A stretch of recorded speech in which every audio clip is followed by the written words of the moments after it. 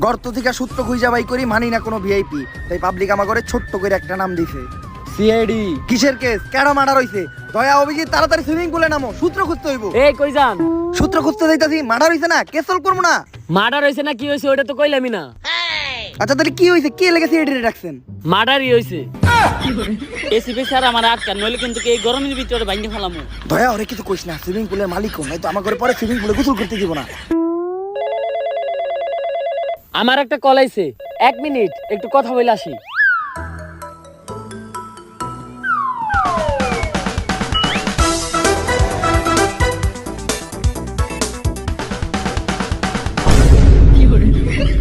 কিরে তোরা এই পানিতে নামলি কে?